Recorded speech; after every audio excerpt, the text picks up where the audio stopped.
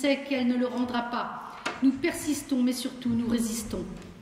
La justice est un leurre, les juges sont corrompus, leurs erreurs nous font peur, je crois que nous sommes perdus. Tous ces juges pour enfants qui nous empêchent de vivre correctement, on les a vus défiler et surtout se défiler pendant ces 11 années. Mais leur jugement, lui, ne change pas. La mère est une saloperie qui nous pourrit la vie et le père est idéal, bande de chacals. Ce qu'ils ne savent pas, c'est qu'il faut apprendre pour connaître, connaître pour apprendre et comprendre pour juger.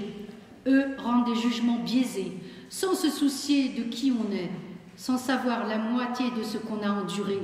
Une fois rentrés chez eux, ils sont heureux, nous laissant avec une acide envie de suicide.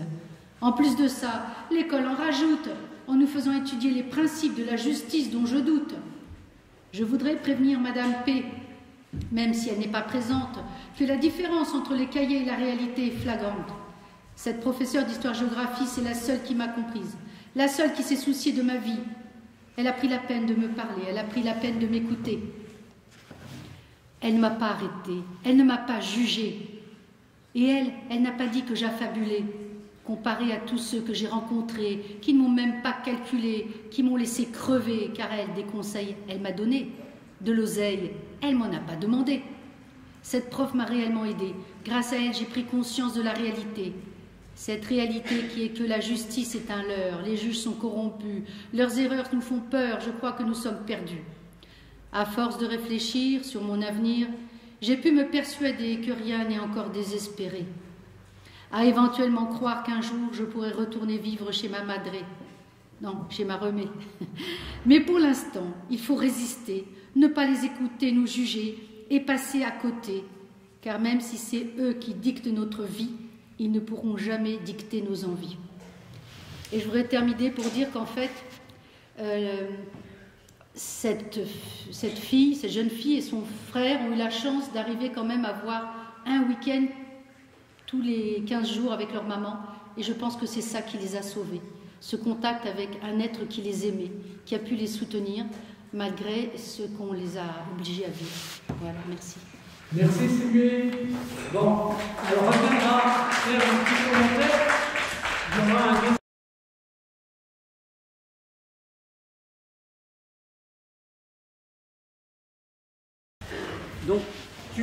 Donc Sylvie va faire son deuxième petit volet de lecture et tout de suite après, Vanessa va prendre le relais sur la suite de l'historique que nous a fait Marion. D'accord ? Alors tout à l'heure, je vous ai donné donc le slam écrit par Élodie, qui avait 13 ans, sur la justice, et elle en a fait un autre sur un psychiatre qui a fait une fausse expertise en disant que sa maman avait le syndrome de Munchausen. Pour ceux qui ne connaissent pas, donc, c'est pour des parents qui rendraient leurs enfants malades le plus souvent pour avoir l'air de s'occuper d'eux, ils les emmènent à l'hôpital, ils les médicalisent eux-mêmes. C'est souvent des gens qui sont dans les anciens personnels médicaux comme des infirmiers, des aides-soignants, aides-soignantes. Mais là, c'était une analyse fausse. Et donc, parce que la maman de cette jeune fille, elle-même avait été suivie par un psychologue expert auprès des tribunaux. Et donc, cet expert, lui-même, a démonté cette fausse expertise. Et tout ça est dans ce livre. Vous avez les deux. C'est un témoignage très complet. Et du coup, la maman, elle a demandé d'ailleurs à ce psychiatre, mais pourquoi vous avez fait cette fausse expertise? Il a répondu, c'est pour faire plaisir au juge. Alors je vais vous lire donc ce slam qu'elle a fait pour parler de cet expert. Donc colère d'Élodie qui a pris connaissance de l'expertise du docteur Savy au travers d'un slam. Docteur Savy, toi, t'as rien compris à ma vie, à part la foutre en l'air et insulter ma mère. T'es soi-disant un expert, mais tu dois sûrement être un expert qui en veut à la terre entière. Car pour faire ce que tu as fait, il faut vraiment être déglingué.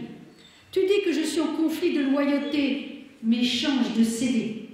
Apparemment, ma mère a le Munchausen, mais putain, j'ai la haine. Comment peux-tu dire de telles choses sur les gens en les voyant seulement 30 minutes de ton temps? Faut pas croire, hein. Ma mère m'a pas donné de médicaments. Laisse-moi avec les miens. Arrête de dire comment.